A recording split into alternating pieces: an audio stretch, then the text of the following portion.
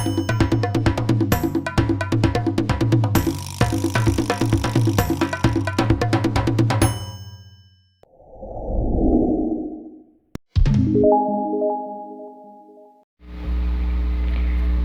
tackle about the brain.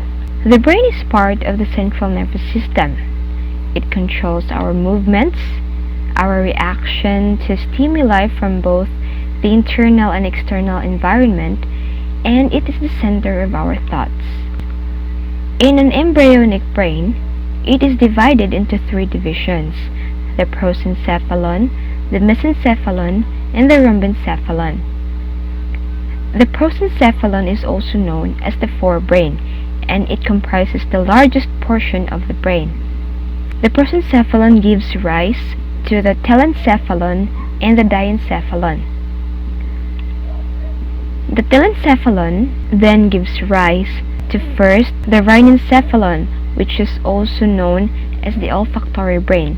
So basically, it is responsible for our sense of smell. Second is the cerebral hemisphere, in which cerebral hemispheres in lower vertebrates are smaller than those termed as higher vertebrates.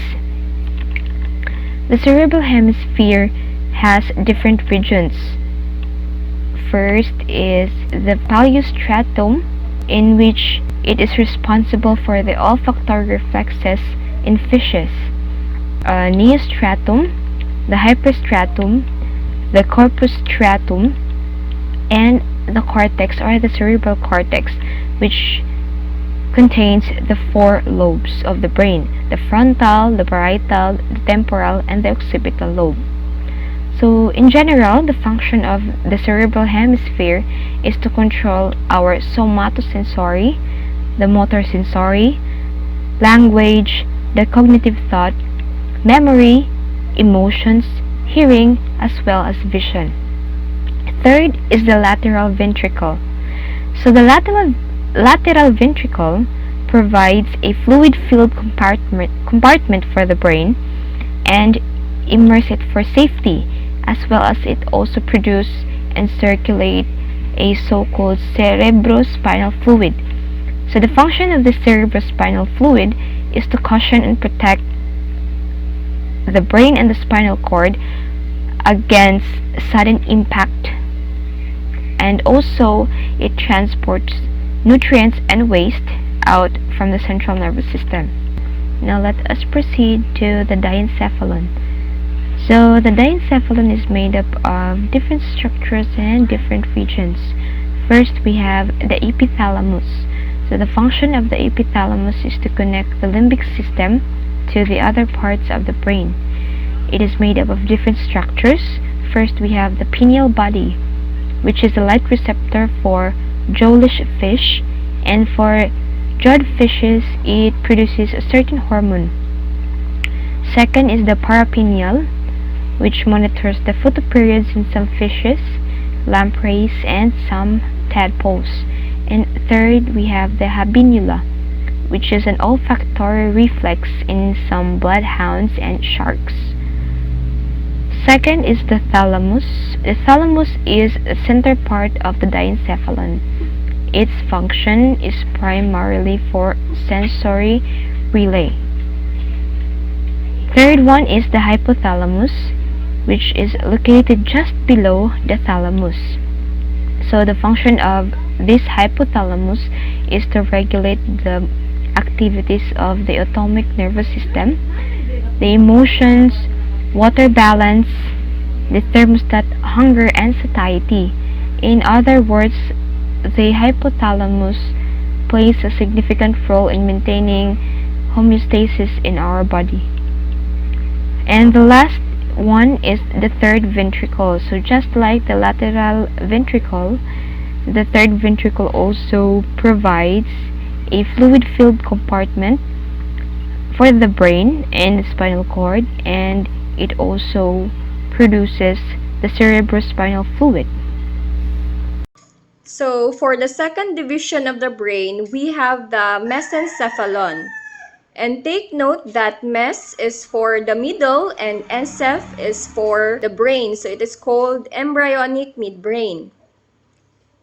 Then the key parts in mesencephalon are the optic lobes that interprets sight or vision, and auditory lobes responsible for interpreting of what we hear or our auditory reflexes. And since we tackle optic and auditory lobes, we have here the so-called corpora quadrigemina.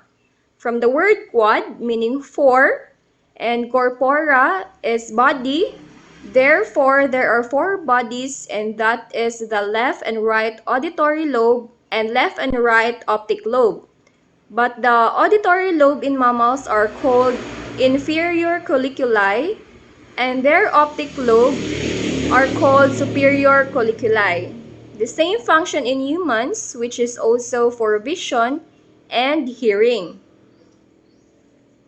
And also in the midbrain, we have cerebral peduncles that serves as the main pathway and cerebral aqueduct which connects the third ventricle to the fourth.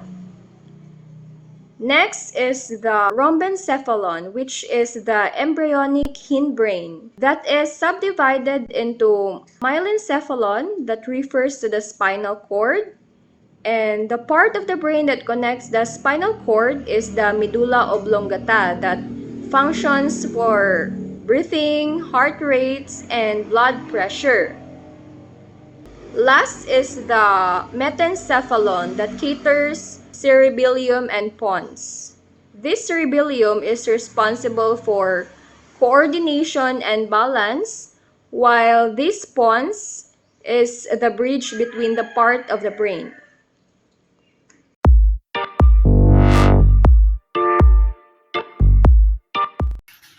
Cranial nerves, any of the paired nerves emerging from the brain, including the brainstem but not the spinal cord, and supplies the motor pathways between organs in the face and upper body. So cranial nerves are paired nerves that emerge from the brain and the brainstem. So there are 12 functions of cranial nerves, and 6 of them I will be discussing, and the other 6 will be discussed by my group mates. So the first one, we have the olfactory nerve. So the olfactory nerve is a sensory nerve responsible for transmitting information about olfaction or smell to the brain. The nerves begins in the olfactory epithelium, a specialized collections of cells that leave the nasal cavity in humans. The olfactory epithelium contains millions of olfactory receptor cells, the axon of the olfactory receptor cells, and 4 bundles called phyla that travel up through a structure called the cribriform plate, which is part of the bone called the ethmoid bone that separates the nasal cavity from the brain. So the olfactory nerve travels to an adjacent structure called the olfactory bulb, where it forms synaptic connections with several types of olfactory bulb neurons like cells called netral cells. So these olfactory bulb neurons carry information about smell to the olfactory cortex as part of the olfactory tract. The second one, we have the optic nerve.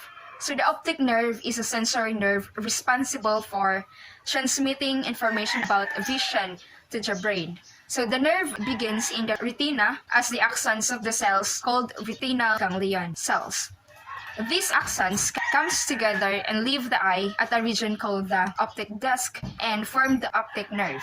So the optic nerve leaves the eye and extends to a structure called the optic chiasm, where it meets the optic nerve from the other eye. The optic chiasm, the optic fiber is carrying information from the sides of the retina closest to the nose over the other side of the brain, while those carrying information from the sides of the retina closest to the temples remain on the side of the brain where they are. So after leaving the optic chiasm, the nerve fibers are referred to as the optic tract. So most of the nerve fibers in the optic tract and in the lateral geniculate nucleus of the thalamus, and from there the information will be passed on the visual cortex. And the other one, we have the oculomotor nerve. So the oculomotor nerve is responsible for supplying 4 of the 6 extraocular muscles. the medial rictus, which moves the eye towards the nose, the superior rictus, which moves the eye upwards, and the inferior rictus, which moves the eye downwards, and the inferior oblique, which moves the eye up and out. And additionally, the nerve supplies the levator palpebrae superior, which is the muscle that elevates the eyelid, and it also forms connections with neurons in the ciliary ganglion, which innervates the papillary sphincter to control the construction of the pupil, and the ciliary muscles, which adjust the shape of the lens to see clearly at the closest distances. And the fourth is the trochlear nerve. So the trochlear nerve, also known as cranial nerve 4, is responsible for supplying one of the extraocular muscles of the eye. So the superior oblique muscles. The superior oblique helps the eye to move down and out. To create this type of movement, the muscle passes through a pulley-like structure called the trochlear of the superior oblique, which is where the nerve gets its name. The trochlear nerve originates in a small nucleus in the midbrain. The nerve fibers decussate or cross over the other side of the brainstem before leaving the brains near the junction of the midbrain and pons. The trochlear nerve is the only cranial nerve that leaves the brainstem from the back or posterior surface of the brainstem. It's also the cranial nerves completely originate from a nucleus contralateral to the structure it supplies. So, the trochlear nerve is a very delicate nerve that is relatively easily damaged. So, the fifth, we have the trigeminal nerve. The trigeminal nerve is the main sensory nerve of the head. It carries information about touch, pain, temperature, and proprioception, or the awareness of the position of muscles and joints. It also controls the muscles involved with chewing, as well as the tensor tympani, a small muscles in the middle ear that helps to damper the sound of loud noises. And the tensor villi palatini, a muscle that both helps prevent food from entering the nasopharynx during swallowing, and opens a small tube called the eustachian tube, which connects the upper throat with the middle ear. This helps to equalize pressure between the middle ear and outside the ear. The trigeminal nerve has three divisions: the ophthalmic, maxillary, mandibular division, which apply three different regions of the head and the face as seen in the image. So the ophthalmic and maxillary divisions carry sensory information, while the mandibular divisions has sensory and motor components.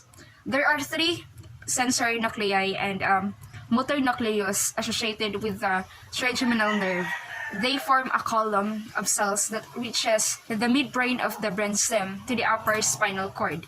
So the main sensory nucleus receives information from the head about touch and proprioception. So the spinal trigeminal receives information about pain and temperature sensation. And the sixth one, we have the abducens nerve. The abducens nerve, also known as cranial nerve 6, is a motor nerve responsible for supplying of the extraocular muscles of the eye, the lateral rictus muscle. The lateral rictus muscles abducens abducts the eye or moves it laterally towards the side of the head. The abducens nerve originates in the abducens nucleus, which is located in the pons. Fibers from the facial nerve wrap around the abducens nucleus, and the combination of the nucleus and facial nerve fibers creates a bulb in the floor of the fourth ventricle known as the facial colliculus. So the abducens nerve fiber exit the brainstem at the junction between the pons and medulla and supply the lateral rictus muscles on the same side of the head. The next nerve is the facial nerve, the seventh nerve of the cranial nerve. Facial nerve exits the base of the skull at the stylomastoid foramen, which is an opening in the bone located near the base of the ear. It is a mixed nerve for the second visceral arc, the bronchomeric muscles or mammalian facial expression muscles, salivation and lacrimation trigger taste and muscle sensing. The eighth nerve, the acoustic or vestibulocochlear nerve. It is also located in the brainstem. Its main function is for sensory only. Balance and hearing are sensed by vestibular and cochlear branches respectively. The next is the glossopharyngeal nerve. The glossopharyngeal nerve is also located in the brainstem, originates from the medulla oblongata, and terminates in the pharynx. Its function for tetrapods: motor to bronchomeric muscles of the third visceral arc or the pharyngeal muscles for swallowing. The salivation for motor, sensory for taste, as well as muscular sensation. The vagus nerve is for motor to the visceral arches 4 to 7, pharynx and larynx. Bronchomeric muscles, motor to the thoracic and abdominal viscera or the parasympathetic nervous system. Sensory for muscles sensed to the same locations, such as the throat, gills, coelomic viscera, and taste. The vagus nerve runs from the brain through the face of the thorax to the abdomen. Now, the extra two types of cranial nerve can only be found in amniotes. The amniotes are an evolutionary branches or clade of tetrapods or supertetrapoda, in which their embryo grows within a complex of protective extraembryonic membranes known as the amnion, chorion, and allantois. Now the 11th cranial nerve, the accessory nerve. It is made up of two nerves, one cranial and one spinal. The cranial nerve comes from the brainstem, while the spinal nerve arises from the cervical spinal cord. This is also a mixed nerve, and its function is for motor to land to pharyngeal and laryngeal muscles. Along the vagus nerve, fibers from the cranial branch are transported to the coelomic viscera. The spinal root is composed of motor to head movement muscles, or the sternocleidomastoid trapezius. Sensory for muscle sensation in the same location, as well as sensory for coelomic viscera. The 12th and last nerve is the hypoglossal nerve. This nerve starts at the base of the brain, near the top of the spinal cord. It is a predominant motor nerve, a motor to tongue nerve and for muscle sense of tongue.